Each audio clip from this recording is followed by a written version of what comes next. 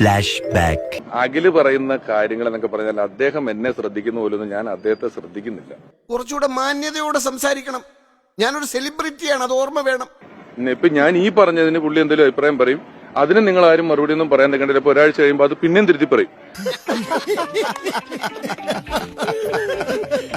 അപ്പൊ നമുക്കൊരു 2-3 കൊല്ലം പരീക്ഷണത്തിനിട്ട ശേഷം ഒരു സ്റ്റേറ്റ്മെന്റ് എന്താണെന്ന് ഉറപ്പിച്ച ശേഷം അദ്ദേഹത്തിനൊക്കെ ഉത്തരം കൊടുക്കാൻ. വല്ല കാര്യമുണ്ടോ? എന്തിനാണ് ഇങ്ങനെ ഇല്ലാന്ന് നടക്കണേ? A few moments later. കഴിഞ്ഞ ദിവസം രമേശ് പിഷാരടി വിമർശിച്ചു. രമേശ് പിഷാരടി പറഞ്ഞു, അഖിൽ മാരാർ ഇപ്പൊ ഒരു കാര്യം പറഞ്ഞാൽ നമ്മൾ അതിന് മറുപടി ഒന്നും പറയണ്ട, ഒരു 6-7 ദിവസം നോക്കണം. തൽക്കാലം മിണ്ടാതിരിക്കുന്നതാണ് ബുദ്ധി. 1.5 കൊല്ലം കഴിഞ്ഞു അതേ അഭിപ്രായമാണെങ്കിൽ നമ്മൾ മറുപടി പറഞ്ഞാൽ മതി. അസാധ്യ തഗ്ഗായി പോയില്ലേ? പഞ്ചവർണ്ണ മൊണ്ണേ ഏയ് അതൊരു തഗ്ഗൊന്നുമല്ല. അതിന്റെ പ്രശ്നം എന്ന് വെച്ചാല് പുള്ളിക്ക് ഇപ്പം ഭയങ്കര പേടിയായി തുടങ്ങി. കാരണം അവിടെ ചെന്ന് പെട്ടതോടുകൂടി ഒന്നാമത് അവിടെ കോൺഗ്രസിൽ കുറെ പിള്ളേരുകൾ വന്നു.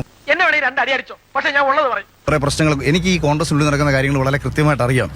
അല്ലെ, അത്രയേറെ ആത്മബന്ധമുള്ള ഒരുപാട് കോൺഗ്രസ്സുകാരുണ്ട്. എന്നാ നീ നിന്റെ അമ്മേനെ അവന് കെട്ടിച്ചുകൊടുക്കടാ, എന്നിട്ട് അച്ഛാന്ന് വിളിക്കൂ. കരഞ്ഞുകൊണ്ട് സംസാരിക്കുന്ന കോൺഗ്രസ്സുകാരുണ്ട്. അപ്പൊ ഞാൻ പലപ്പോഴും ഇവരുടെയൊക്കെ വേദന കേൾക്കുമ്പോഴാണ് എന്തെങ്കിലുമൊക്കെ റിയാക്ട് ചെയ്യുന്നത്. എല്ലാവരോടും എനിക്കൊന്നേ പറയാനുള്ളൂ, ഇതൊരു മഹാസംഭവമാണ്. കോൺഗ്രസ്സുകാരല്ലേ, കോൺഗ്രസിന് വേണ്ടി പ്രവർത്തിച്ചവരല്ലേ അവിടെ മത്സരിക്കേണ്ടത്? രമേശ് പിഷാരടിയോടെന്ന് ചോദിച്ചാൽ അങ്ങനെയാണെങ്കിൽ 2020 വേണ്ടി പ്രവർത്തിച്ചിട്ടല്ലോ അഖിൽ മാരാർ ഇവിടെ കാൻഡിഡേറ്റ് ആയത്. കിട്ടിയാ? ഇല്ല, ചോദിച്ചു വാങ്ങിച്ചു. പോവാ. ഞാൻ പോകുന്നു. Bye bye.